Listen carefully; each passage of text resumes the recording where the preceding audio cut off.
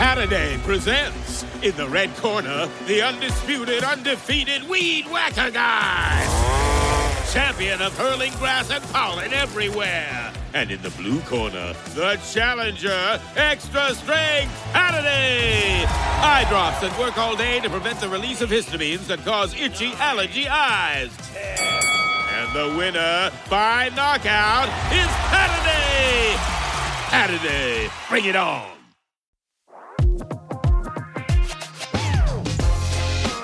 Welcome to 4.0 to Pro, the pickleball podcast that focuses on a single shot, tip, or strategy to improve your pickleball game with every single pocket-sized episode. Our goal is to make you better on the court every time you hear our voices. Ladies and gentlemen, welcome to another episode of 4.0 to Pro, your pocket-sized pickleball podcast, where we teach you a single shot or strategy every single episode. I'm Michael O'Neill here in overcast Long Beach, California, joined by one Mircea Murariu there in New Orleans, Louisiana right now. How you doing, bud? Yes, sir. NOLA. I'm ecstatic to be here. The genesis of my trip was seeing my son play on stage at Tipitina's. Him and Cole Phillips opened up for Uncle Lucius a couple nights ago, and it was a really special, once-in-a-lifetime experience for me. That the first time seeing him play on stage at such an iconic venue was incredibly cool, which I'm sure you can appreciate as a former musician. Current musician, let's not get that twisted. In fact, I just played on Wednesday. So I am just out of the hospital. I was in the hospital for 6 days, and that was a real drag with diverticulitis, which was very painful. I don't recommend it, everybody. But we're happy to be talking pickleball once again, and we're going to talk about stacking today. Before we get into that, two quick things. To get your Carbon True Foam paddle, go to carbonpickleball.com, crbnpickleball.com. Use the promo code 402P at checkout to get 10% off your entire order. They have a really cool new pearlescent bag. You'll see it on courts very soon. And if you missed the last episode, I've actually set up a Patreon for the show, which you can go to 402p.com/support. If you guys want to join our Patreon, Mircea and I are going to be doing some exclusive content like live Zooms and things like that, where you can ask any questions you want and we can answer them in real time. And it's going to be really cool. So we hope to see you over there and getting this 402p community rocking. Yeah, looking forward to that. And that should be a lot of fun. I do want to give a shout out to The Exchange and Terry, the head pro, which hosted me during my stay in New Orleans. We had a great time setting up some fun games, and I really appreciate it. If you're in New Orleans, check out The Exchange, which is a really cool looking industrial style complex with 6 courts and bar restaurant. Right on. Thank you to The Exchange. Let's talk some stacking. And I think stacking is one of those things, Mircea, that seems super intimidating when you're coming up from that 3.5 to 4.0 area. And people running around and switching and they're jumping on each side of the court. You don't really know why. So today we're going to talk about why you should be stacking and what are some of the advantages, especially if you're a lefty or if you're a small human. So let's start with that. If I'm going to ask you a question, I'm putting you on the spot, as I love to do here on this show. If you are a left-handed player and you consider yourself a 4.0 type player, is there any scenario where you wouldn't consider stacking to be your default? The default for a left-hand dominant player definitely should be stacking consistently and virtually 99+% of the time, except for some rare exceptions, which we'll discuss later. So why do we do it? And I think maybe the first order of business is that we end up having 2 forehands in the middle of the court. The middle of the court being the most susceptible. The net is the lowest. You can pick on the middle of the court. If you are an aware player and you happen to see a lefty that is flipped and they're on the left side and the righty's on the right side, which means that now they have 2 backhands in the middle of the court, that is a very disadvantaged position to be on a pickleball court. So generally, yeah, you want to be in there and taking advantage of those forehands in the middle. Absolutely. The righty-lefty is the primary reason to stack. And going back to the reason why you stack, you want to maximize the advantages and skills of yourself and your partner, and you want to minimize the disadvantages and skills of same people. So when you have a righty and a lefty, you obviously want the forehands in the middle. When you have the 2 backhands in the middle, as an opponent, I'm going to hit virtually every ball in the middle, and it causes confusion often. Even if it's not on the first or second ball, you can often dink in the middle And the right side player, which ideally should be the lefty, has that backhand, and then the lefty also has the backhand on the left side. And so they're not sure which one to take. And it's a great opportunity to dink in the middle and speed up in the middle. Speed ups are very effective in the middle when you have a righty-lefty combo that is unstacked. So if you aren't lefty-righty and you've got two right-handed players, there's also some advantages to stacking then. One of which is the other day I was playing with a dude who's 6'5". I'm 5'8". I immediately said, dude, you're playing left side. I have no problem. I have no ego about that. I want them to be able to take advantage of that middle ground with their long reach and their wingspan that I just don't physically have. So think about this, you guys. When you end up on court with someone who you're way larger than or you're way smaller than, don't be afraid to bring up, hey, we should think about stacking because we can take advantage percentage-wise of the points. And one of the things I wanted to tell you about really quick, Mircea, was I was playing the other day with someone who wasn't comfortable playing big middle yet. And that is something that really happens a lot when you're on the earlier side of that 4-0 to 4-5 range, where you're getting used to being the dominant kind of middle clogging player on the court. It is not something that you naturally have. And I remember when I first started playing mixed doubles, my partner was like, dude, where are you? Like, she was expecting me to be there, and I hadn't yet become comfortable enough to be that really dominant middle force. So if you are playing with someone like that, and this is the way to know, because what happened the other day is we started 0-0-2. I was on the left, they were on the right. They served to start the game. We won the first point, and then we switched, and they were on the left. And then we got shellacked because I kept expecting them to be somewhere where they weren't comfortable being yet. And so I ended up having to step over and try to take over a little bit of middle,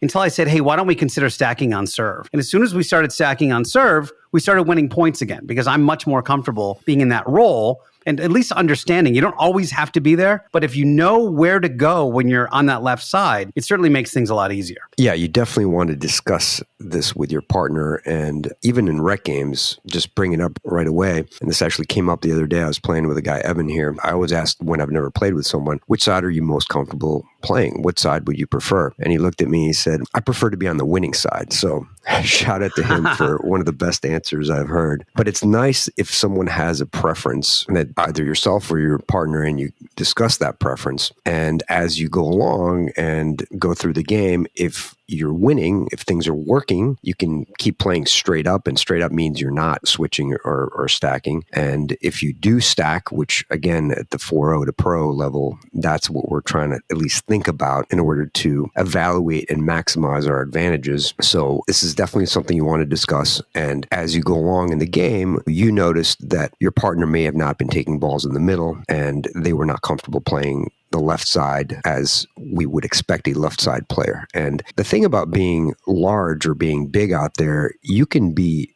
big as a player and not necessarily be a large human. Right. So that's really important that when you're on the left side, you really want to think about taking that middle and trying to create advantages, create patterns, and try to get the best possible ball you can for your partner. And when you're on the left, that's usually when you're able to control the points a little bit better. So when we switch, I do this every single time I play in rec. And I think that conversation you had with that gentleman is something that people that are 4-5 plus are used to having, and people that are 4-5, 4 to 4-5 or 3-5 to 4-5 are a little less comfortable. They just haven't had that conversation much. It's not even a thing that people think of. When you say big middle, what happened was every single time I play with a new rec player and I end up switching to the right side, or maybe I start on the right side, I will always say, hey man, don't be afraid to play big middle. I don't care how tall they are or big they are, or whatever. I say, I'm relying on you. I'm going to be your Colin Johns here. So I'm going to stay on this right side and really stay in backhand shield and not have to worry about my left shoulder as much because I'm considering that you have my left shoulder right now. Yeah, and this goes along with communication and the more you play with someone. And it's really important to continue that communication as you go along through the game. If a matchup comes up that you find advantageous or disadvantageous, that's when you want to stack. An example might be you feel that you have a really good cross-court backhand dink and you're on the left side and there's a player with a weakness on the other left side and you can keep dinking cross-court and you say, hey, I think I really have this advantage. I want to be on the left and dink to that player on the left. Another opportunity is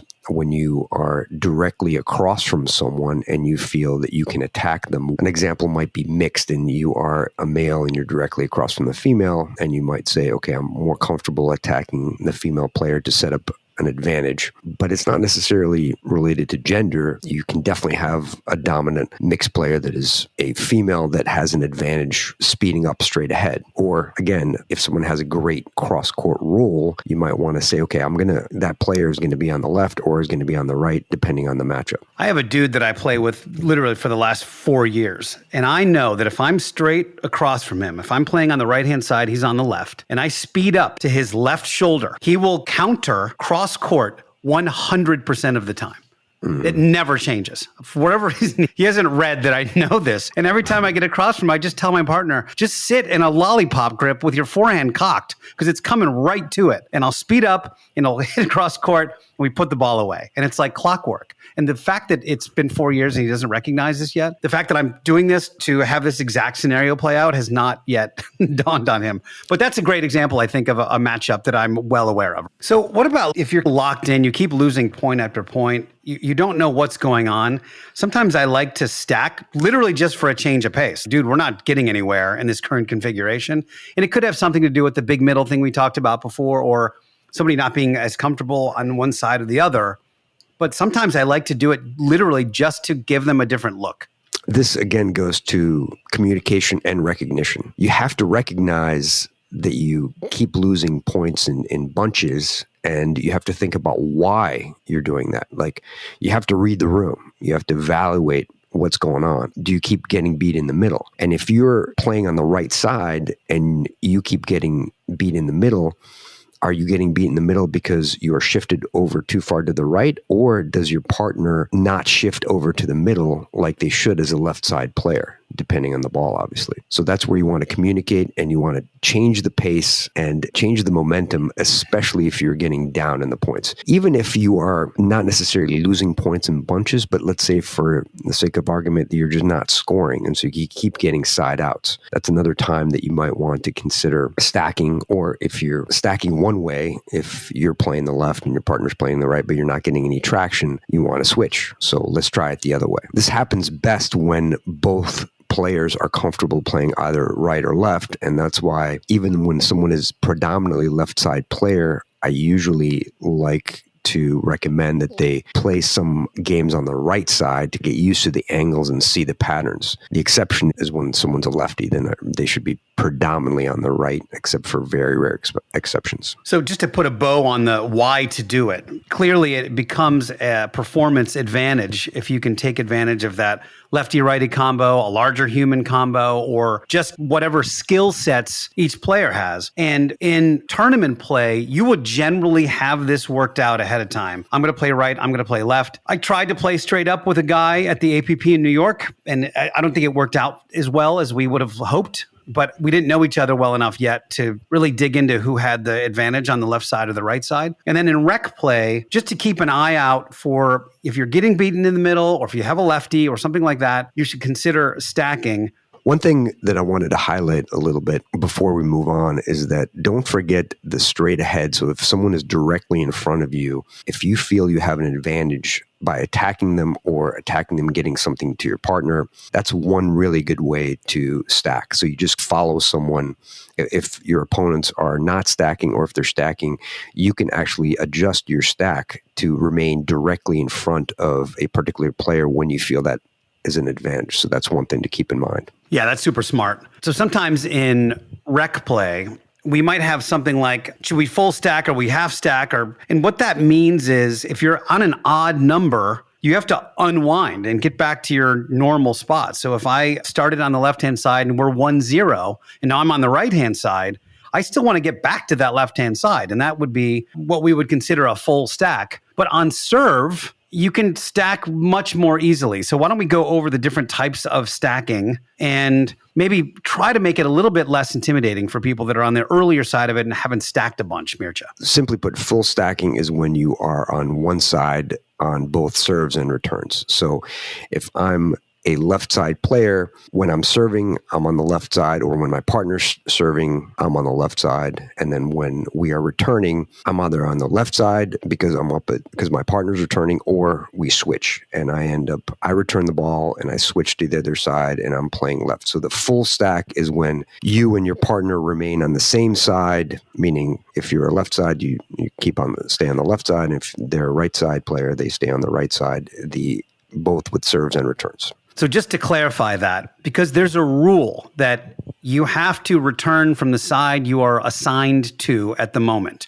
So if I've started on the left-hand side and that server has the wristband, my partner started on the right, and we're on an odd number. So we have a 1 or a 3 or a 5 or whatever, a 9. I'm going to be on the other side. I'm going to be on the right side, which is where I don't want to be. I have to return the ball from that right side. When the other team serves to us, I have to return from my correct spot. So I have to return from the right side. But the moment I return, I want to get back to the left side where I would prefer to be. And my teammate wants to get back to the right side where they would prefer to be. So that's the full stack and the reason why we do it. Folks, we're into February now, and I don't know how far along you are in your New Year's resolutions, but I'll tell you something, it's not the time to give up. You're a pickleball player, so obviously your health and wellness are one of the most important aspects of your life. Well, I'm an efficiency guy, and I really like a nice morning routine where I get to do the same thing, and I know that my body's going to feel great. And that's where AG1 comes in. I drink AG1 every single morning as part of my morning routine. The packets also live inside my pickleball bag in case I'm having a long day at the course and I need some extra energy. As an efficiency guy, I want the easiest possible way to get the best nutrition I can in the most compact and timely fashion. You can do the same thing by going to 402p.com/AG1, 402p.com/AG1, and you get this really cool welcome kit. You get an AG1 pouch, which has the powder. You get a shaker, a scoop, a canister to put all that powder in. You get a bunch of travel packs, which are these little individual packets of AG1. You get a little tincture of vitamin D3 and K2, and all of that is right there on your front doorstep. Go to 402p.com/AG1 and join me to get the healthiest possible start to your day. That's 402p.com/AG1. Empower. Claire is practicing her breathing for her upcoming yoga retreat in Bali. Has she ever done yoga before? No. But Claire worked with Empower on her savings and investment strategy. She got good at money, so she can be a little bad. Empower. Invest well, live a little. Join our 19 million customers today at empower.com. Past performance is not indicative of future returns. Investing involves risks. You may lose money. Advisory services are provided for a fee by Empower Advisor Group, LLC, EAG, a registered investment advisor with the Securities and Exchange Commission. Namaste. Yep. And then the half stack is when you can stack when you or your partner are serving. So you can easily manipulate the beginning of the point in terms of your core positioning. And yet, when you are returning, you don't switch. So if I'm playing the left side predominantly, and that's where I start off, if we end up on an odd number in terms of our score, then I will be returning from the right side and I will just stay there. So that's a half stack. Yeah, and that is one of the scenarios where it's really easy to do. I think if you're just beginning the stacking experience in your life, and let's say you're a lefty, you should be stacking on serve like 100% of the time, just because it's the easiest way to do it. You don't have to do anything except step over a couple of feet to get back into the spot you're supposed to be. And it gets you used to the process. It's that switching on the odd number that can be intimidating for some people, I think. Yeah, and you just really have to pay attention, but you don't really have to use the nomenclature. You don't say, okay, we're going to half stack, or you can just say, hey, I want to be here, you be there. And if we're not where we think we should, we're going to switch. So it's literally that simple. And just to clarify, because some people may have heard of it, the 3/4 stack is when, for example, one player may have relatively limited mobility. And so when they are returning, it is difficult for them to switch. And their partner, who may have good mobility, is able to switch. So when this team is returning, when the player of limited mobility is unable to switch, they don't switch, and vice versa. That's the 3/4 stack. Have you ever run into anybody that's resistant to stacking that's a lefty? Because I have. They just don't, for whatever reason, it feels like it's too complicated for them. Very rarely, but that was primarily when I first started playing. And we didn't even know what stacking was. So, and sometimes it's fun to just not stack, for example, like in a pro-am type setting. And if you have a lefty as your partner and you're a right-handed player, again, it's not even for the advantage of having the forehands in the middle. The biggest thing for me is to minimize that disadvantage of having the backhands in the middle. So if you guys remember one thing, is if you have a lefty righty that's unstacked, every ball goes in the middle. Dude, it's one of those things too. If you're in that 4-0 to 4-5 range and you run into a team in rec play or otherwise that's unstacked, they've got a lefty righty and they're unstacked, literally every single time each one of you serves, you should be going, every ball goes to the middle, every ball goes to the middle, every ball goes to the middle. Shockingly, some people don't recognize that they're just getting points after points railed on them. And it's like, hey man, if you're not going to unstack, we're going to keep hitting this cash register until it's out. And don't forget, when you're serving, you can manipulate that. So if you have a lefty player that is on the left side returning, if you are serving to them from the left side, what you can do is, for your righty, you can try to hit a slice serve that pulls them out wide, and you try to keep them from stacking, keep them from switching. By the way, that's one of my favorite little tricks. I love that. Or you may have a regular topspin serve, and instead of standing right next to the midline when you serve, you stand as far as you can to the sideline. And that just basically opens up that angle even more. And again, vice versa on when you're serving from the right side.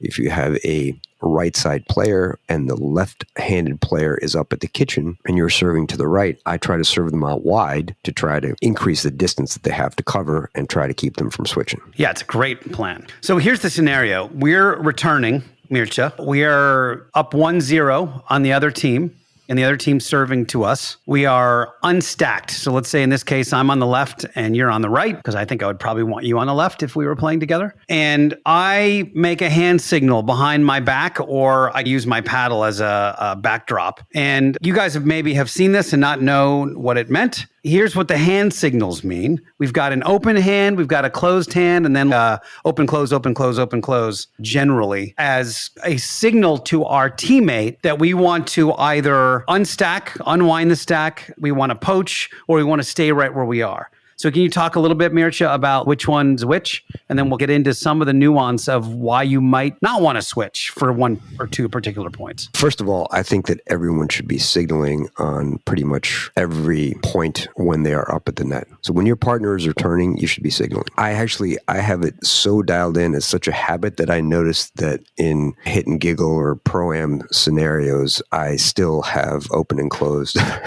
signals. So I always do it. And the reason for that, it just adds an element of mystery to your opponents. Even though they know that maybe 99 and even 100% of the time you're going to switch or stay, it's really helpful to have that as a routine. And when you have an open hand, it means that you're switching. When you have a closed hand, it means you're staying. And I don't really use the flashing hand, but it's very common that some people do. And the reason I don't use the flashing hand, because when you are up at the net and your partner is returning, your responsibilities are to help your partner get up by potentially narrowing the lane that they're coming up, meaning that you kind of pinch the middle a little bit to try to minimize the area of court that they have to cover. So you're trying to help your partner up. And number two is you want to put pressure on your opponents by taking that fourth. So when someone is hitting a third ball, you are taking that fourth, especially if it's a high, fluffy drop, and you want to take that and put pressure on your opponents. So the reason for the flashing hand in general would be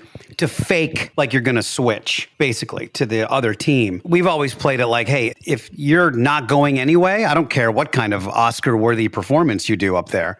I know you're going to eventually go back to where you are now, but where that can really come in handy is if you've got a guy who's got a great drive on the other side and they're getting you during the switch, meaning like they're able to, for whatever reason, they're able to put a lot of pressure on that third and you're scrambling a little bit. What'll happen is they're very often hitting to the gap. And so if you fake like you're going to switch to the other side and that there's going to be a gap, and then you go back to where you were, they've already committed to the stroke. So now they're just hitting a drive right at you or whatever the shot was meant to be. And you can put reverse pressure on them really quickly because you surprise them by not going to where they expect you to go. So that's the reason for the flashing. But I don't particularly think there's a reason to flash, because if you and I have agreed that you're going to stay there, then I don't really care what you do in between then. The more pomp and circumstance, the better, as far as I'm concerned. And then if you're going to go, I just figured you're going to go. The more pressure you can put on your opponents, the more you can make them think, especially as they're about to hit the ball, the better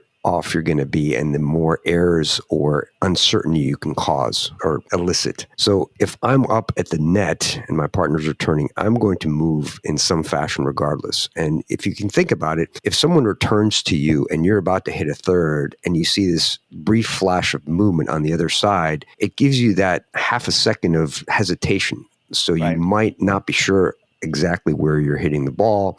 You might have a target, but then when you see that flash of movement from your opponent, you might reconsider your shot. And that's one of the biggest things that really causes errors or poor decisions, is when you're changing your mind right as you're about to hit the ball. So when you can elicit that from your opponent, that indecision, you really get an advantage. And it might not be every single time, but if you get 2 or 3 points a game, again, in tight games, especially at the pro level, especially deeper in tournaments, any sort of advantage is just huge, and it adds up. It totally does. I was just thinking about scenarios in which sometimes what happens is when you're just starting to learn stacking well, there's a mechanical aptitude that has to come with being good at unwinding the stack and knowing where to be and moving correctly and in hitting the appropriate shot before you unwind to make sure that you guys are in the right positions. And sometimes I think it can be very easy to blame the stack. We're losing these points because we're stacking. And so you're losing the points because you're not mechanically good yet at unwinding the stack and putting the correct pressure on your opponents. It's not stacking's fault. This is a learned skill that you have to have in your bag. And if you don't know how to set it up correctly, we haven't really talked much about that return on stack. We've talked about returning down the line as the returner, because it gives the other person a little bit more time, because that other person can go cross court who's returning your ball, that third. I feel like that may have changed a little bit. And maybe there are some other scenarios where you might not return directly down the line. Absolutely. So one example is, and this frequently comes up in mixed when I'm playing. So if I'm on the right side and my female partner is returning from the left side and we're switching, if she returns up the line and that person that she's returning to has a really good cross-court forehand, that ball is going away from me when I'm switching, and it's also going away from her. I like my partner that's returning from the left side, I like them to return more middle or even sometimes cross court. If you return high in cross court, it's a longer distance, so the ball travels more. And then when that left side player hits the ball down the line, it's a little bit easier for them to get the ball, your partner to see the ball, or myself as the left side player, I try to plant myself in the middle and try to take that ball if I can to protect my partner, or again, put pressure on my opponents. It depends on the skill set. If someone has a really good cross-court roll forehand, you might not want to return to them when you're returning from the left side and switching. What's interesting about that, I think, is that it is a little bit counter to what thought of in the past, but it does make a ton of sense. I think maybe the most important part, and you briefly mentioned it, is certainly you want to locate it where you want, but you want the ball to be lofty enough so that you guys can properly unwind the stack and be where you want to be by the time that ball is struck. So it's not a ripping line drive return where you're giving yourself no time to go diagonally all the way across the court to get to your spot. You want to give yourself a little bit of loft on that return, right? Just to give yourself a couple extra seconds to get to where you need to be. Yeah, obviously you want to hit it deep if you can. Remember that the harder you hit it, the more quickly it will come back. So that's when you might want to hit almost like a semi-lob or a looping return. If you can hit a looping return deep, that's really the best way to get up and when you're switching. The other thing is, I don't really want people to get hung up so much, I have to return down the line, I have to return cross court. The best thing is to figure out what are the weakest parts of your opponent's games in terms of thirds. And that's really where you want to go. You usually want to return generally in the middle if you can, starting the game. But if you have a really dogmatic approach where you say, okay, when I'm on the right side and I'm switching, I'm just going to return up the line. You can often give yourself a disadvantage. An example would be if someone has a great two-handed cross-court backhand. An example might be if I'm on the right side and I'm returning to Connor Garnett and Connor's on the left side, and he really can roll that Tui cross court and basically put me at a disadvantage, and I'm stretching when I'm all the way on the left side when I've switched. So just recognize what are your opponent's best shots, what are their possibly weaker shots, and what is the best way to get up? What is your advantage and what are their advantages? And don't give them what they want. Don't give them the shot that they are dialed in on. Yeah, and then sometimes it's not working. Sometimes, for whatever reason, and maybe back to what I just said, maybe one of the two players is much more comfortable with stacking and unstacking than the other. And you're finding that even though you're trying to progress through this, it's just not working. You've tried it in 2 or 3 games. You're in rec play on a Saturday. You're working on your stacking, and you're like, man, it's not there yet. I would say to keep pushing through personally, because I think that's how you learn. And certainly the rec play is a great place to do it. Sometimes people can get frustrated and you might just go, look, let's just try to play straight up for a while and give them different looks for every point. Sometimes other teams just key in on your stack and they get their 3 or 4 shots that work every single time. And you find that you're struggling in the points, in which case you go, let's give them a different look and just unstack and play straight up a little bit. Yeah, this is especially when you're getting caught on the switch, meaning that you're switching and your opponents are able to drive really well or drop really well to put pressure on you consistently and you're getting down in the points. Or they have a really big serve. One great example of a really big serve is Pickleball.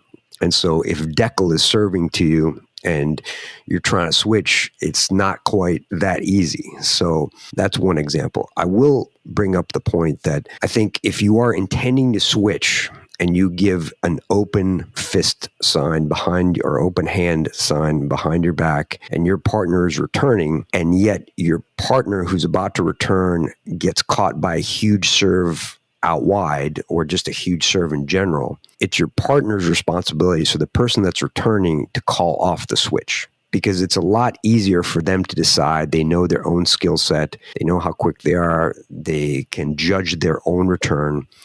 Because if you are making the decision when you're the net player, when you're switching, they might have already hit the return and already gone to the other side or started to go the other side when you say stay, and then that causes confusion. So I always tell my partner, if you have an issue with the serve, it's a really hard serve, or it's not a good return, you're the one that has to call off the switch. So the returning player is the one that is in control of that. For sure. And one thing I'll say to help prevent you from getting caught like that, we've reiterated this on the show a number of times, but stand back as far as you can as the returner so that as your momentum is moving forward and you're returning the serve, you're moving to the spot you want to go to. If you end up standing on the line waiting for that serve and it's a deep, hard serve near the line, you're going to get stuck a lot more than you would if you were a few feet back and you actually had some forward momentum happening. Absolutely. And keep in mind that if you are up at the kitchen and you intend to switch, you have to keep an eye on your partner